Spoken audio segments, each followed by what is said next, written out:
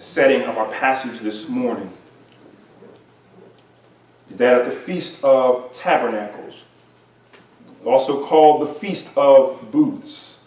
Some of you may have seen, I know where we live down in the city, we have some neighbors, the rooftop deck, and across the street there's another neighbor with the rooftop deck, and they will in the fall, in September, early October, they'll go up on their roof and they'll construct a booth, a tabernacle. It's a structure that has like a thatched roof, just a little bit of not very large, but just enough for them to be reminded of the Feast of Tabernacles, the Feast of Booths.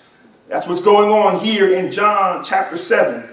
Jesus has gone up and he's now participating in this Feast of Tabernacles. It is to remind the Jews, still happens to this day. I think this year is October 17th to October 23rd.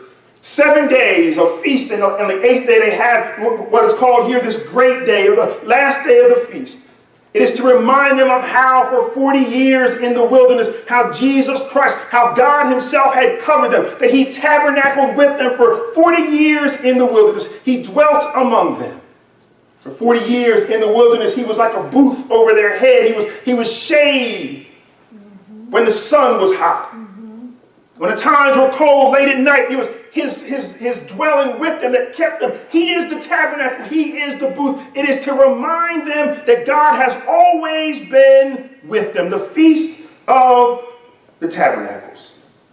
40 years God was with them in the wilderness. It is the third feast on the calendar of the Jews, after the feast of the Passover, after the feast of the Pentecost. There is this Feast of the Tabernacles. This is a big deal. This is a big feast in the Jewish faith, in the Jewish following, in the Jewish history. It reminds them of how God had taken care of them.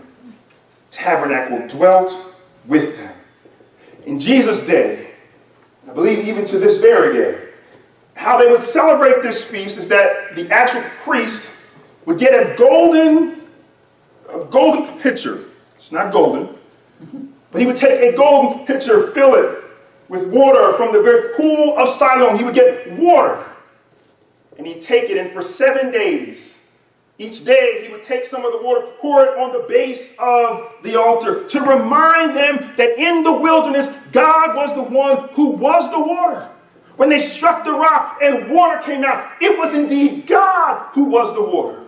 Last week, Jesus reminded us and reminded them that when they were in the wilderness for those 40 years and they ate bread from heaven, that he indeed is the very bread from heaven. And now this week, not only was I the bread of heaven, but I'm also the water from the rock. Christ also has been the one, that Jesus is God himself, who has been with them all through the wilderness, all through their existence, all through their tough times, all through their 40 years of wandering. It was God who was with them. And Jesus this morning is reminding them and explaining to us that I was the one who was with them.